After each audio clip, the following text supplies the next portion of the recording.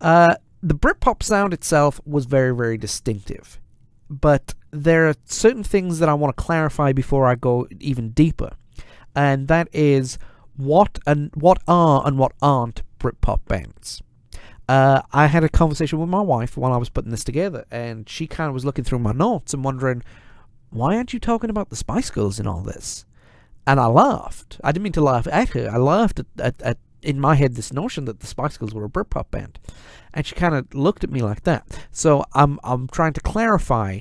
I'm not trying to, get on my soapbox. As far as I am concerned, John Connolly, right here, recording this podcast, as far as I am concerned, Britpop had a distinctive style and a distinctive way of doing things. Like I mentioned, the working class lyrics, the fact that it was an organic band setup, meaning it wasn't just thrown together by labels.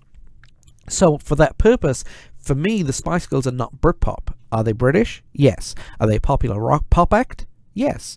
But are they Britpop? No. That's like saying, and I use this example, that's like saying, well, R.E.M. were grunge because they were American and they had an electric guitar.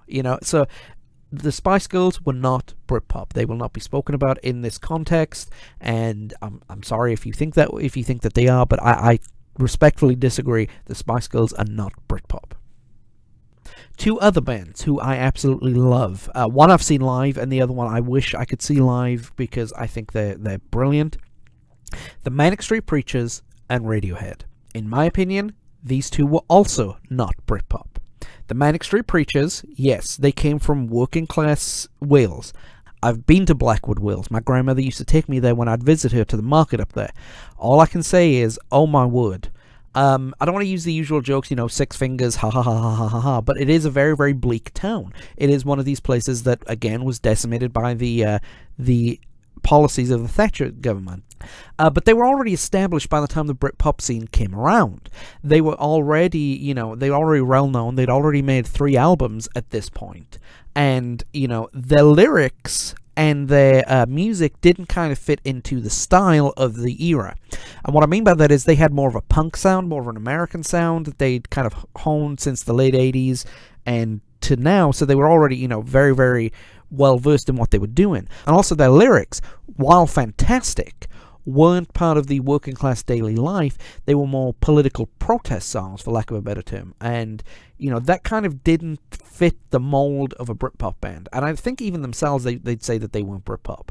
But needless to say, they did play at the Big Nebworth Park show, which we'll talk about next week. And in my opinion, one of, if not the best band ever to come out of Wales. And, they deserve to be in there.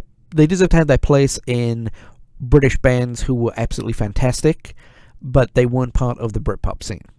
Radiohead, on the other hand, could be considered controversial. And let me explain. They had a sound that was Britpop, but for a start, they formed in a public school.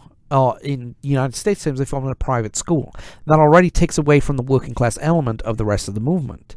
Also, their sound changed so drastically that it went from being verse, chorus to this more experimental sound. I don't consider Radiohead having a genre.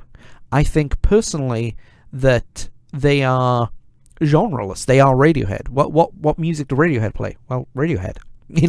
A great band, don't get me wrong, but their lyrical style and then later on their musical style, plus the way they formed, in my opinion, does not lead to a Britpop band. Could be controversial, maybe, but that's up for you to decide later on, and we'll talk about that later.